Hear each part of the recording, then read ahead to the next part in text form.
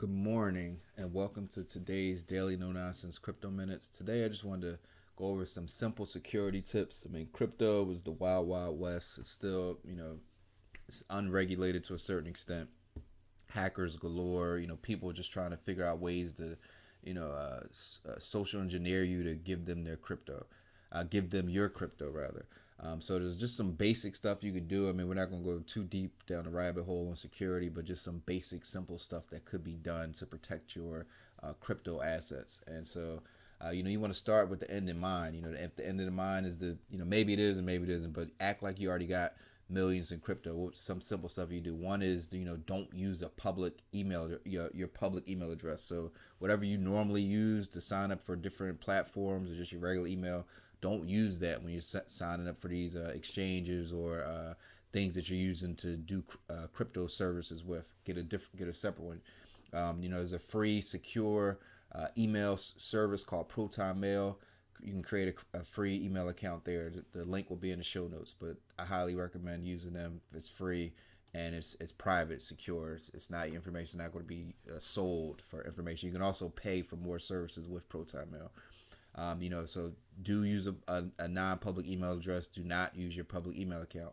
Next thing, any accounts in exchange you sign up for, do not use text. You do want to sign up for 2FA authentication, but you don't want to use your phone or text message as the additional line of security, because if somebody gets control of your phone or does a SIM swap or something like that, that they can get the text message directly to them and they can use that. They now can access your account if they're able to somehow social engineer you to give up your password or just to figure out what your password is. Um, so use 2FA with Authenticator, Google Authenticator, Free OTP Authenticator. They're both apps that you could use. I use them, for all my accounts. I have so many different authenticator things. The only thing I will say about that, when you sign up for these authenticator accounts, you want to make sure you copy and paste that code that they give you. So just in case you lose your phone or wherever you're running your authenticator from, you can actually get back in, or you can move your authenticator to another account. Some people recommend setting up, your authenticator accounts on two different devices, maybe a phone and a tablet, as soon as you do it. So just in case one goes down, you have access to the other. But definitely make sure you save that password. And then on that, the links for the Google Authenticator one and the free OTP, there's little tutorials to show you how to do that. Um, if you're not actively trading your coins or your crypto, you want to get them off exchanges. I mean, it's kind of the same thing as a bank account. Yes, you may have your money in the bank, but if something really happens, do you really have your money? Well, your money's not yours, or it's not. You don't have possession of it until it's in your own wallet. So there's been hacks and all types of stuff over the years that have happened with different crypto exchanges. Not as bad as it used to be, but you never know. But so the only way you can really control your crypto is to have it offline in different wallets. So you have Ledger and Trezor, which are hardware wallets, Trust and Exodus. Also, there was an article that just came out today, and just some good resources here. Also, all the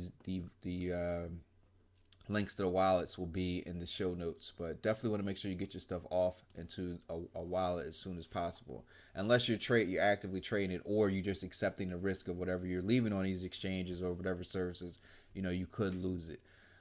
Next thing, don't share. Your wallet is basically your seed phrase, which could be 12 or 24 words. Don't share your seed phrase with anyone because they now could have access to your wallet. You have to trust them with your seed phrase. And I don't care if you get an email that says, "Oh, send us your seed phrase. That's how we can react to your account." Don't do it. Don't send it with anybody. Write down and secure your wallet seed phrases offline in a secure place so that you can you offline and secure place so that you can now access it when you need to, but it's not somewhere where anybody can just access it or steal it or hack it or whatever the case may be. It needs to be offline, needs to be secure. And some people recommend don't even have it in the same house that you're in or wherever the case may be, because it should be separate. But you definitely need to have it secure. You also, if something happens to you, there's no ways for somebody to know who owns your crypto. So if it is somebody you trust, a family member, whatever case, but you may want to let that one or two people know where it is if something ever happens to you, as far as like in just estate planning, but overall, this thing needs to be secure, locked up, your seed phrases. So just wanted to go over some basic stuff. Also, one more thing, VPNs. It's good to use a VPN in crypto. Proton VPN is one of the highly recommended ones. I use it. This one is not free. You do have to pay for the service, but there are free VPNs out there and stuff like that. But I like Proton. I like their services. They have a lot of nice services, and they're reasonably priced.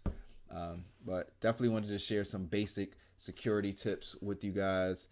Definitely do this stuff. Everybody says, "Oh, it's not going to happen to me. It can't happen to me," until it does. Don't be one of the people that it does happen to. So if you like this video, please like, share, subscribe. If you have anything you want us to go over, info@thecryptocraft.com. Have a great day. Take care. Until next time.